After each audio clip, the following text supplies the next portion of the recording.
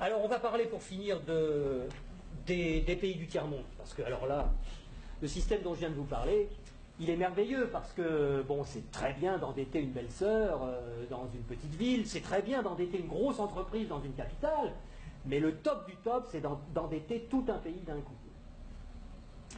Et là, il y a des spécialistes de ça, il y a le Fonds monétaire international, il y a la Banque mondiale, il y a l'OMC, qui ont des individus, des équipes particulières qui vont dans les pays pauvres, en général où on peut trouver des ressources qui sont utiles aux pays riches, des ressources minières, des ressources géologiques, des ressources énergétiques, du pétrole, etc.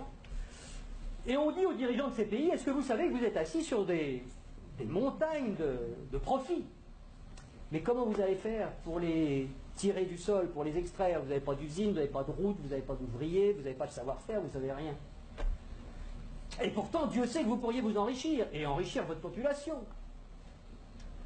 Ben non, on ne peut rien faire, on n'a rien, on n'a rien. Bon.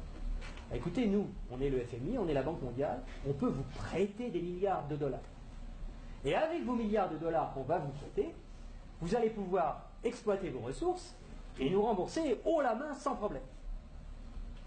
Mais il y a une petite clause dans le contrat de prêt, et de toute façon vous ne pouvez pas y couper, c'est que vous allez avoir besoin de routes, vous allez avoir besoin d'un port pour que les pétroliers puissent aborder, vous allez avoir besoin d'un pipeline pour aller des puits de pétrole au port, vous allez avoir besoin de soldats pour protéger le pipeline des terroristes, donc on amènera aussi quelques soldats, et vous allez avoir besoin de beaucoup d'argent pour financer tout ça.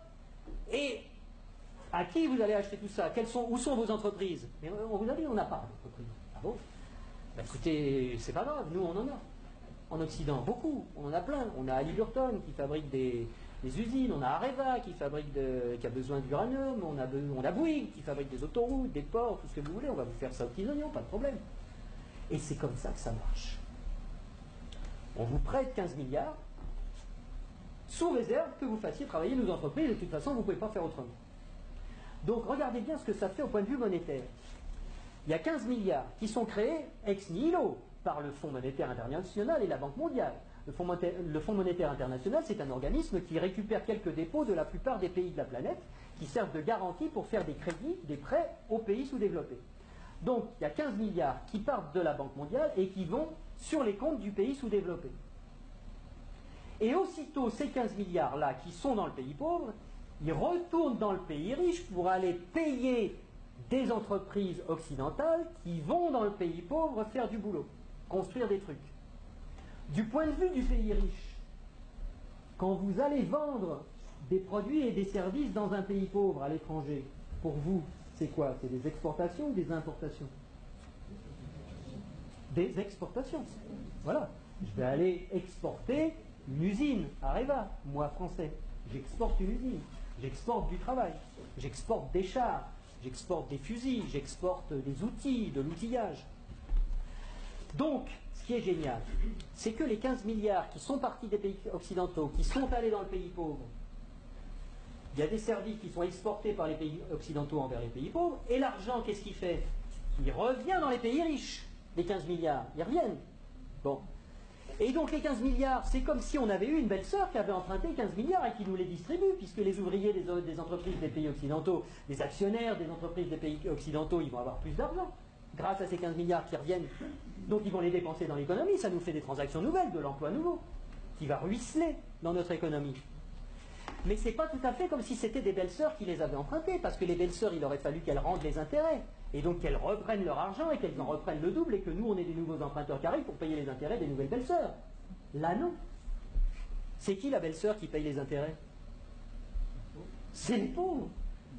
C'est les pays sous-développés. Et donc, on a été leur construire des trucs qui vont nous permettre d'exploiter leur richesse. On a eu de la monnaie en plus qu'on a créée nous-mêmes en la faisant passer par les pays pauvres, mais qui revient chez nous net d'intérêts. Et qui paye la dette, qui paye les intérêts, c'est le pays pauvre. Et ils ont deux solutions. Soit ils empruntent à nouveau le montant des intérêts pour pouvoir nous les rembourser, ce qui double leur dette. C'est pour ça que des fois vous entendez des présidents de pays sous-développés qui disent « Mais c'est pas possible, on l'a déjà payé 15 fois la dette, comment ça se fait qu'il faut qu'on paye encore ?» C'est parce qu'ils ne peuvent pas la créer. C'est parce que pour rembourser des dollars, il faut qu'ils les empruntent. puisqu'il n'y a que nous, les Occidentaux, qui peuvent créer des dollars pour les endetter.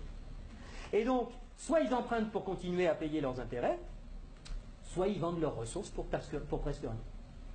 Ce qui nous permet à nous d'avoir le niveau de vie qu'on a. Et d'avoir les ressources des pays sous-développés, qu'on a bien choisis parce qu'ils étaient riches en ressources dont on a besoin, et d'avoir le niveau de vie qu'on a, et d'avoir de l'essence pas chère, et d'avoir des iPhones pas chers, etc. C'est grâce à ça. Donc il faut réfléchir à ça aussi. Il faut savoir que si on a le niveau de vie qu'on a, c'est parce qu'il y a une prédation sur les ressources de la Terre entière, qui nous profitent.